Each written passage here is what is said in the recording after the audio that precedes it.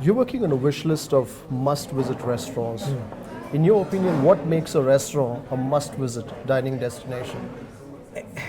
It's got to have a sense of soul. Okay. It's got to have a sense of, my theory's always been you don't go to a restaurant to feed your stomach. Okay. You go to a restaurant to feed your soul. You go to a restaurant to be touched by something, to feel an emotion.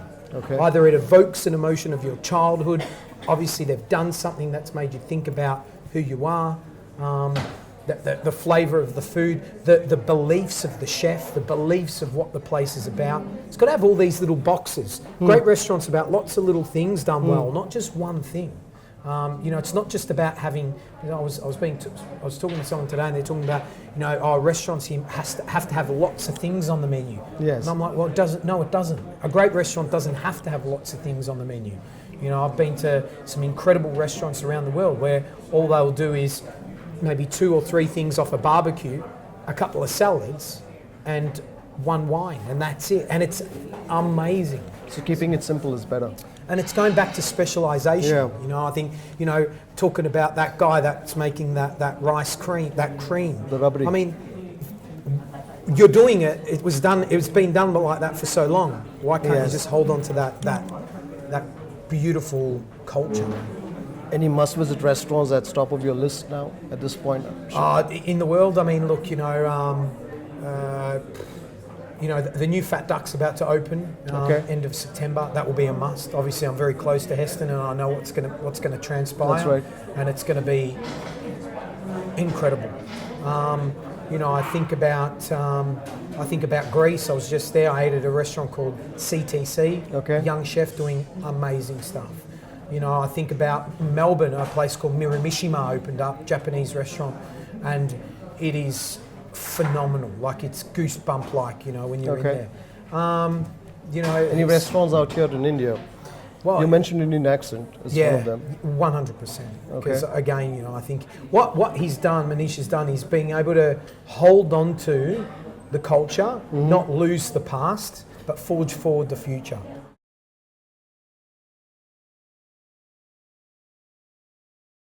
And this is where I say it to young chefs: stop trying to be the next Heston Blumenthal. You're not going to be.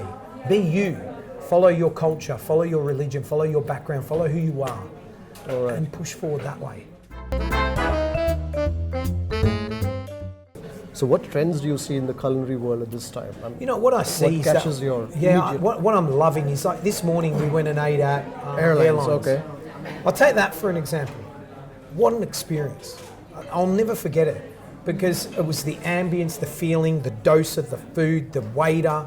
Now, if we can capture that in a jar and give it to a young modern chef that wants to take that to the 21st century, to make it cutting edge, but without losing the soul, it can be done. All right. Modernise that in a cool way.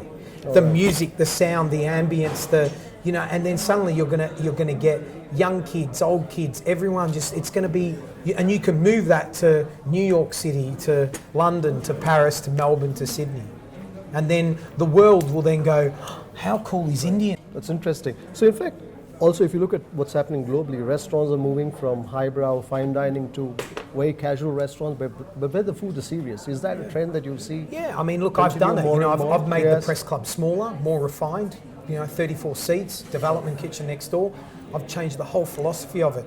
And what I've done is created these other places that are, Jimmy Grant's is a hole in the wall. You go in, you grab, it's tight. You get a great beer, it's good food, inexpensive, value-driven, great music, it's a night out. It's the modern-day nightclub. That's right. And I love that. I think, and I think you can do that with Indian food, like, easily. So would you call that a gastro bar, or would you? Is there a restaurant still that you go in and have a great experience? I think it's just a good eatery. It's a modern eatery, a fun place. All right. Because that's what we want to do now. We want to go to fun places. That's right. We don't want to get told to keep our jackets on because we're not allowed to take our jacket off. I mean, we're not living in the dark ages anymore. We're and even some of the best restaurants in the world. I mean, there's a 2-star restaurant in Nottingham called Sat Bains. Sat Bains is a Punjabi boy, English boy, cooking. He just won Chef of the Year in Britain. He will soon get his 3rd star.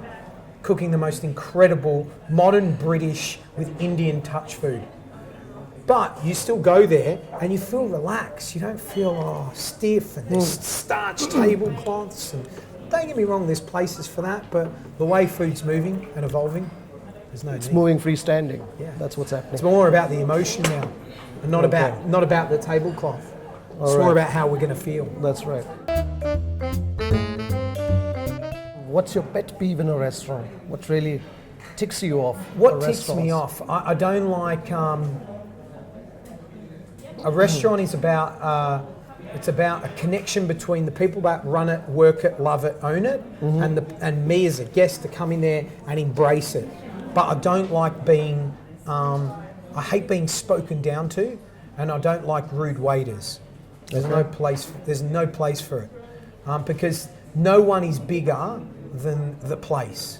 All right. No waiter, no one. I'm not bigger than the press club, and my theory's always been, I think there's one thing we hold ourselves, we're very proud of is our service in all our restaurants, because it's humble. All It's right. got to have humility.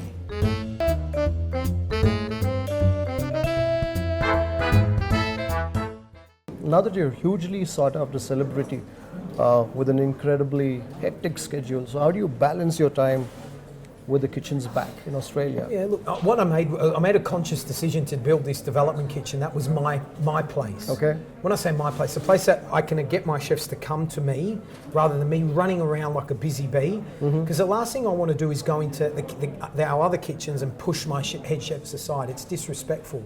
So what I prefer to do is they come to me. Okay. So in the development kitchen, I'll develop all the dishes and show them, right, I want this done like that. Yep, you got it, understand it, let's taste it, document it, and then it goes out. And as well as that, for example, next Friday day, I'll spend the entire day in there. I've got a list of dishes that I'm working on, and then 12 people that night will come and sit in my development kitchen, and I'll cook for them the dishes that we're trialling. Okay. And then I can gauge how the reactions are, adjustments we need to make, documentation, acidity, balance, this, that, plateware, cutlery, how we're going to serve it, with what wine, what beverage, and then that will then either go off to the restaurants or still stay in there for further development. So I've created a process because before I was just running around like a headless chook, not really being proactive. And now I've got to realise, I'm not over the stove anymore, but I'm close to the fire. I'm close to the flame. What drives you, George?